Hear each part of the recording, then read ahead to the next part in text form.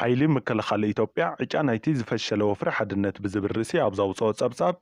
ኣብ ዝተፈላለዩ ወረዳታት ክልል ኣምሓራ ብመሪሕነትን ትብዓትን ብርጋዴር ጀነራል ምግበይ ሃይለ መሻርክትን መጥቃዕትን ምፍጻም ዝፈተነ ፋኖ ዝበሃል ኣኽራሪ ጉጅለ ተደምሲሱ ክብል ጸብጺቡ ብርጋዴር ጀነራል ምግበይ ሃይለ ሙሉእ ዕድሚኡ ኣብ ታሪክ ግጭታት ጥሒሉ ዘሕለፈን ብዘይ ዝኾነ ወታደራዊ ፍልጦ ንህዝቢ ትግራይ ናብ ኩናት ናይ ምልዓልን መንእሰይ ናይ ምድጓን ታሪክ ዘለዎ ዝበለ እቲ ጸብጻብ ከቢድዎም ካብ ኩናት ዝሃድሙ መንእሰይ ትግራይ ንምንታይ ተሃድሙ ብዝብል ብምርሻን ደም መንእሰይ ትግራይ እናመጠጠ ምጽንሖ ከያክል ሕዚ ድማ ብመራሕቲ ኣኽረርቲ እቲ ፋኖ ዝበሃል ጉጅለ ኣቢሎም ህይወት ደለይቲ ሰላም መናእሰይ ኣምሓራ ንምቕታል ምንቅስቓስ ከም ዝጀመሩ ተፈሊጡ ኣሎ ክብል ጸብጺቡ ሕሶታት ሓይልታት ምክልኻል ኢትዮጵያ በዛ ያብቅዐን ኣብ ዝሓለፈ ኩናት ሰሜን ኣማየት ኣሽሓት መንእሰያት ትግራይ ዘጨፍጨፈን ዝቐተለን ደራሲ ጸሊም ታሪክ ሕዚ እውን ተመሳሳሊ ተግባር ንምፍጻም ይንቀሳቐስ ኣሎ ዝበለ እቲ ጸብጻብ ሓይሊ ምክልኻል ኢትዮጵያ ንምዕራብ ትግራይ ንምምላስ ብዝብል ሓንሳብ ክልተ ግዜ ንሰራዊት መንግስቲ ፌደራል ከጥቅዕ ፈቲኑ ምቅላስ ምስ ኣበየ ድማ ናይ ባዕሉ ተጋደልቲ ከይተረፈ ቀቲሉ ሃዲሙ ክብል ብሕሶት ከሲስዎ ብርጋዴር ጀነራል ምግበይ ሃይለ ኣብ ምዝማትን ስርቅን ክኢላ ዝኾነ ስሩዕ ሰራሕተኛ እዩ ዝበለ እቲ ጸብጻብ ኣብዚ ሕዚ እዋን እውን ወርቂ ትግራይ ሰሪቁ ብኤርትራ ቢሉ ይሸይጥ ከም ዘሎ ከሲሱ ኣብ ዘመነ ህወዴግ እውን ብስርቅን ምዝማትን ዝፍለጥ ጥራይ ዘይኮነስ በቲ ዝሰርቆን ዘሞተን ገንዘብ ኣብ ኣዲስ ኣበባ ሰማይ ጠቀስ ህንፃታት ሰሪሑ እዩ ዝበለ እቲ ጸብጻብ ኣብዚ ቀረባ እዋን ድማ ኣብ ዱባይ ሰማይ ጠቀስ ህንፃታት ናይ ምስራሕ ውዕል ከም ዘለዎ ኣብ ማሕበራዊ ሚድያታት ይንገር ኣሎ ክብል ከም ተራ ኣክቲቪስት ጸብጺቡ ብዘይካ እቶም ኣብ ኩናት ዳግዩንዎም ዝተቐተሉ መንእሰያት ብኣሽሓት ዝቁፀሩ መንእሰያት ትግራይ ረሽኑ ስለ ዝቐተለ ትግራይ ሰላም ክትረክብ ፈጺሙ ኣይፈቅድን ዝበለ እቲ ናይ ሕሶት ጸብጻብ እቲ ሓደ ህዝቢ ትግራይ ደቁ ከይሓትት ስለ ዝሰግእ እቲ ካልኣይ ድማ ነቲ ዝገበሮ ስርቂ ወርቂ ከይቃላዕ ስለ ዝሰግእ ኢሉ ብኣንጻሩ ብርጋዴር ጀነራል ምግበይ ሃይለ ስምምዕ ፕሪቶርያ ንኸፍርስ ዓብይ ጻዕሪ ይገብር ከም ዘሎን ነቲ ግዜያዊ ምምሕዳር ትግራይ ንከውድቕ ብሓይሊ ስልጣን ክሕዘን ዝፈተነ ጸረ ሰላምን ጸረ ልምዓትን ተቓላሳይ ክብል እውን ከሲስዎም ብርጋዴር ጀነራል ምግበይ ሃይለ ንዓያሹ ፋኖ ከም መተሓበር ናይቲ ተንኮለኛ ተግባሩ ተጠቒሙ ኣብ ናይ ባዕሎም ክልል ዘየድሊ ዕንወት ከውርዶ ኣዚዙ ዝበለ እቲ ጸብጻብ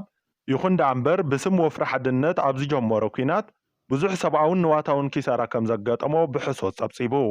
ኣብ ደቡብ ጎንደር ምዕራብ ጎንደር ሰሜን ጎጃም ምብራቅ ጎጃም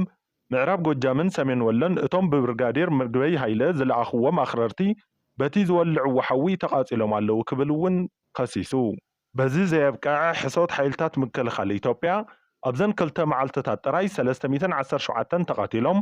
41 ተታሒዞም 125 ቆሲሎም 27 ኢዶም ሂቦም 51 ይቕረታ ተገይሩሎም 15 ሓበሬታ ዝሃቡ ሰባት ተኣሲሮም ብድምር 576 ጉድኣት በፂሑ ሓደ መድፍዕ 119 ክላሽን 46 ግዚኡ ዝሓለፉ ኣጽዋር 8 ጠመንጃ 22 ቦምባ 2290 ዝተፈላለዩ ዓይነት ተተኮስቲ 28 ኣጽዋር መራኸብቲ ሬድዮ መካይን ባጅ ሞተር ብሽከለታን ካልኦት ንብረትን እውን ኣብ ትሕቲ ቁፅጥር ከም ዘውዓለ ጸብጺቡ እዚ ብብርጋዴር ምግበይ ሃይለን መሻርክቱን ዝምራሕ ዝነበረ ኣኽራሪ ጉጅለ ከምዚ ዓይነት ክሳራ ስለ ዘጋጠሞ ድማ እቶም ዘደሓኑ እውን ኣብ ኩሉ ፋሕ ኢሎም ከም ዘለው ኣረጋጊፅ ኣለኹ ክብል ብሓሶት ጸብጺቡ እቲ ናይ ሕሶትን ውንጀላን ጸብጻብ ሓይሊ ምክልኻል ኢትዮጵያ ብብዙሓት ተጋሩ እናኮነንዎ ይርከቡ እዞም ሕሶት ስንቆም ዝኾኑ ሓይልታት ምክልኻል ኢትዮጵያ ንብርጋዴር ጀነራል ምግበይ ሃይለ ብሓደ ግዜ ኣብ 6 ዞባታት ክልል ኣምሓራ ከዋግእዎ ውዒሎም ኣለዉ እዚ ናይ ሓይልታት ምክልኻል ኢትዮጵያ ናይ ፈጠራ ሕሾትን ናይ ሕሾት ዓወትን ኩሉ ግዜ ኢትዮጵያዊ ህዝቢ ዝለመደ እዩ ሓደ ክንርስዖ ዘይግበአና ሓቂ ግን ኣሎ ብርጋዴር ጀነራል ምግበይ ሃይለ ንኩሎም ነዚ ሕዚ ኣብ ሓይልታት ምክልኻል ኢትዮጵያ ስልጣን ረኺቦም ነዚ ደብዳቤ ዝጽሓፉ ነዚ ናይ ሕሶት ጸብጻብ ዝጽሓፉ ኣካላት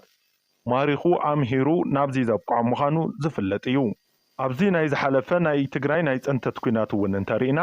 ንልዕሊ 30,000 ወታደራት ሓይሊ ምክልኻል ኢትዮጵያ ማሪኹ ዝሰርሖ ቅያን ጅግንነትን ውዕሊ ፕሪቶርያ ክፍረም ካብ ዝገበሩ ጀጋኑ ተጋሩ ሓደ እዩ ፕሬዚደንት ግዜያዊ ምምሕዳር ትግራይን ላዕለዋይ ኣዛዚ ሰራዊት ትግራይን ጀነራል ታደሰ ወረደ